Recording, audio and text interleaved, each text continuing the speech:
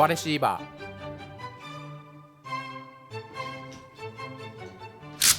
グリップ、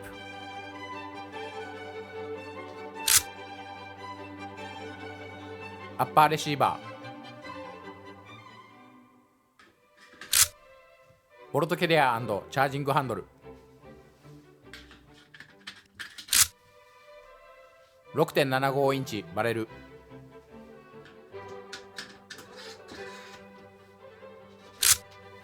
ハンドガード、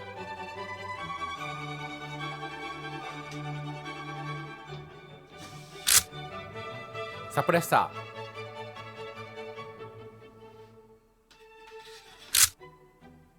ストック、マグニファイア、ホロサイト、ウェポンライト、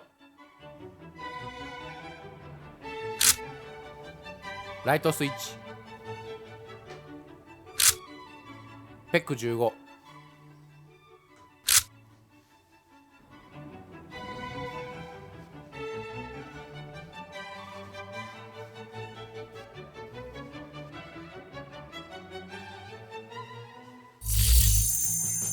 ハロー YouTube、 どうもしまぶーです。先ほどの組み込み動画を見ていただいた通り、バレルが短く初速が低い傾向にあります。そこでメンテナンスおよび初速調整とバレル周りの分解、ホップパッキンの交換を行います。また初段やフロート射撃での動作不良が頻発するようになりました。そちらも改善していきます。まず加工前の計測をします。マガジン温度を30度に温めます。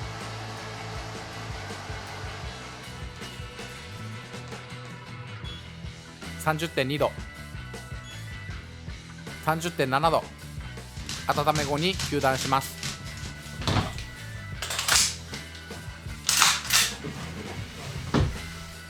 セミオートで10発計測します。初速、ジュール、弾重量、撃った数、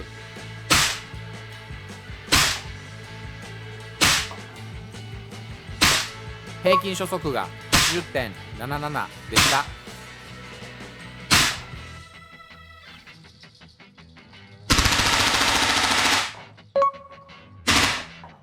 連射サイクルが 14.2 発でした。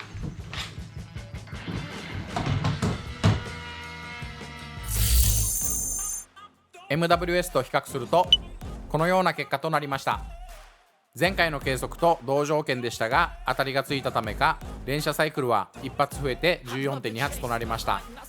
今回の作業で平均初速を MWS に近づけていこうと思います。まずはじめにマガジンを抜きます。前後テイクダウンピンを押し出してレシーバーを分割します。次にサプレッサーを外してハンドガードを外します。次に2箇所のトルクスネジを外します。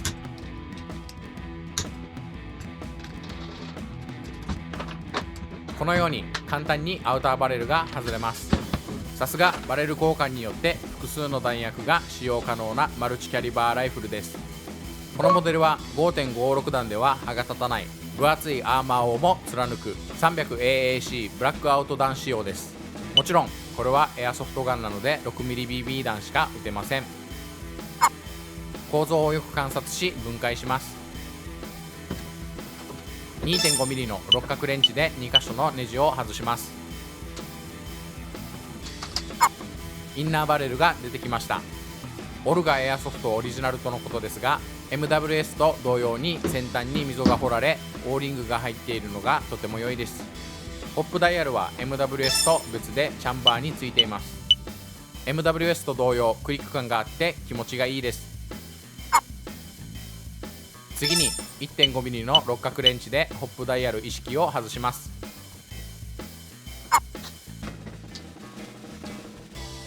小さいスプリングが入っているので注意が必要です。こちらホップレバー周りも MWS と同じ構造をしています。オーリングを取ってホップパッキンを見てみます。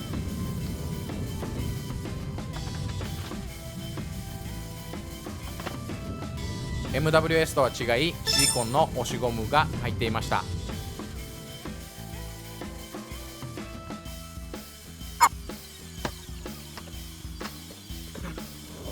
メンテナンスがてらパッキンを清掃します。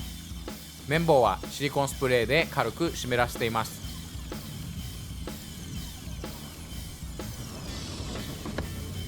結構汚れていました。続いてバレル内を清掃します。シリコンスプレーを軽く拭いて丸い製のクリーニングロッドを使用します。こちらもとても汚れていました。初めからついているホップパッキンですが、フラットな弾道で好みですが、保持力が強すぎてチャンバー内に BB 弾が残ってしまいます。銃に弾が残っていると危険なので変更しようと思います。電動ガンならマガジンを抜いてトリガーを引けば簡単に弾抜きできますが、マガジンに動力源が入ったガスブローバッグはそれができません。手元にあるもので新品の PDI 高度50のパッキンにしました。丸い純正のパッキンを持っていましたが、新品で組みたかったので PDI にしました。 PDI のパッキンがチャンバークリアできなければ丸い製のパッキンに変更します。シリコンスプレーの綿棒で製造して組み付けます。あとは逆の手順で元通りに戻していきます。組み込みはこのように行います。インナーバレルとパッキンにこのように横溝が掘られているので方向を確認してください。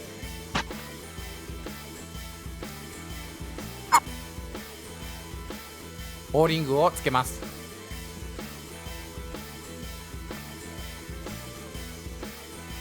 ホップパッキンの突起が中央に出ているか確認します。チャンバーベースに差し込み、ホップダイヤルを取り付けて 1.5mm の六角レンチで締めます。強く締めすぎないように注意です。組み付け後、ホップダイヤルを回して機能を確認します。アウターバレルを取り付ける際にはタイトなので先端のオーリングの挟み込みに注意してください。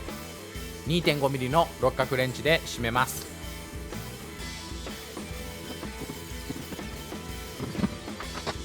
バレル意識を戻します。トルクスネジを左右均等に締め付けて完成です。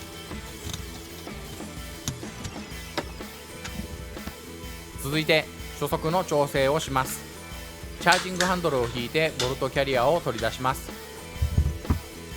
チャージングハンドルは下げておきます。 2mm の六角レンチでリコイルスプリング意識を取ります。前後で長さが違います。右側が長いネジになっています。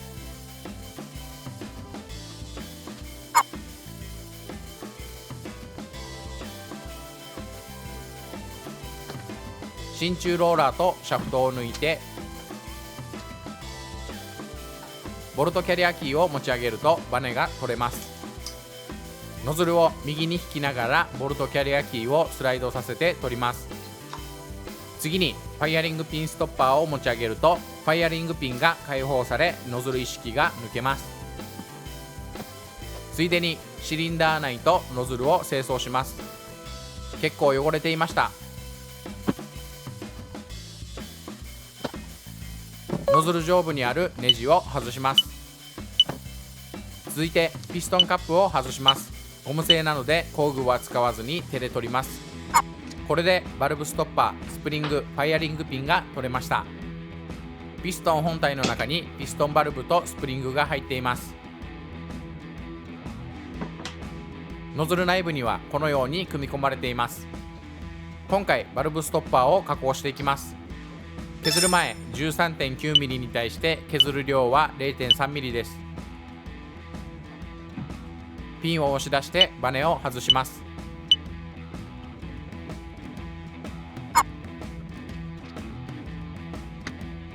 バルブストッパーのサイズは MWS と同じで 13.9mm でした。240番のサンドペーパーでこの面を削ります。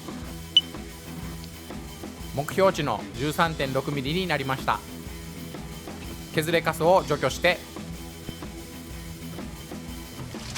今回もレボリューショングリスを塗って組み込みます。次にこの2つの穴を重ね合わせてピンを入れます。最初にピンを軽く入れてラジオペンチを使うと簡単に圧入できます。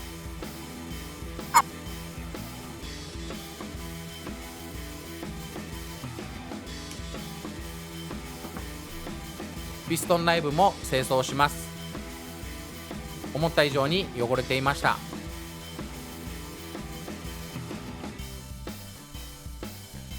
バルブ類の組み込みのポイントとして、2つの穴を合わせて反対側からネジを入れて締め込みます。反対側に白い紙を置くと穴を合わせやすく作業しやすいです。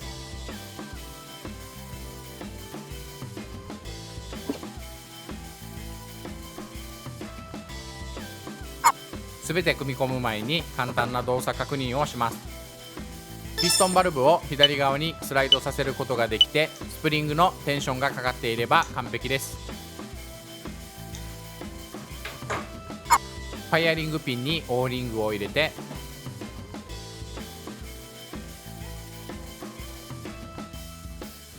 ピストンカップを取り付けます。実はこのピストンカップは MWS からの流用品です。元のものは高圧ガス仕様なのか、やや外径が大きくノズルの動きが硬かったので変更しました。ピストンカップの変更で冒頭での動作不良を改善することができました。こちらもメンテナンスを兼ね、組み付け前に注油します。少量つけて伸ばすように塗ります。スライドしてなじませます。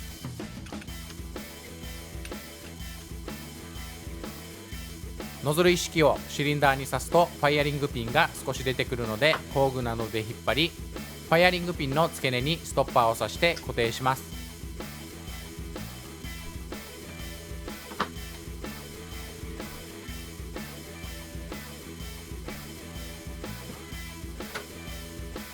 続いてノズルを引っ張りながらボルトキャリアキーを押し込みます。少しボルトキャリアキーを持ち上げ、スプリングを斜めに入れます。ボルトキャリアキーがプラスチックなので割らないように気をつけてください。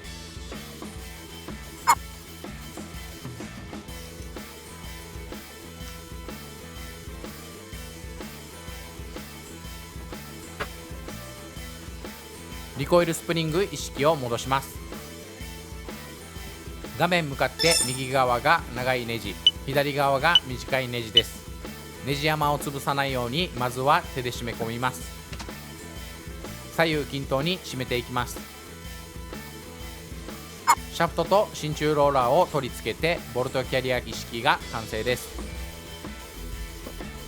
ローラーやスプリングガイドロッドなど動く部分を軽くグリスアップします。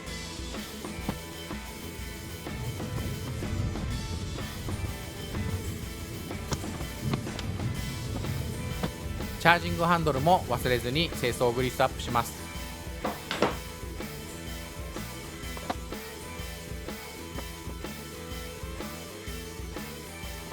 あとはアッパーレシーバーにボルトキャリア、チャージングハンドルを入れてハンドガードを装着、サプレッサーをつけてロアレシーバーと結合。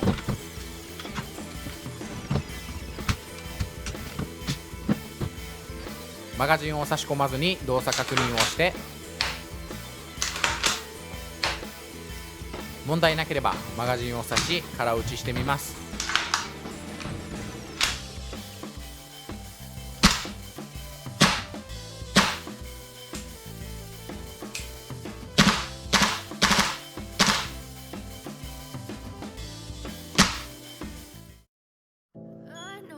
続いて加工後の計測をします。先ほどと同条件にして計測します。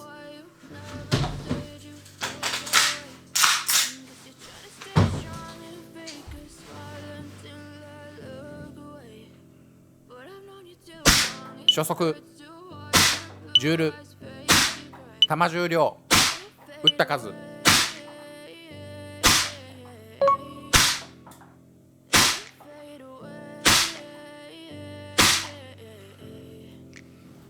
Yeah, I'm about to fade away. Cause every time I wake up, I feel like it's from all the chemicals up in my brain. All of a sudden, I don't look at anything the same way. Got a build up of my thoughts sitting in an ashtray. I'm sorry that I'm so inconvenient, okay? Just let me be me and I'll stay out of your way. I can see the way you look at me, I'm such a disgrace. 比較すると Never really asked to be brought into このような結果となりました。少し控えめの数値になりましたが、バルブストッパーを削ることで高めに初速を調整できます。夏場の運用も考えるとこれぐらいが温度管理しやすくていいかもしれません。最後に少しだけ弾道を見てみましょ風今の風です。ね。もう一メモリーくらい。結局至近距離になるから、うん。それくらいでいいのかな。あ、風やばい強い。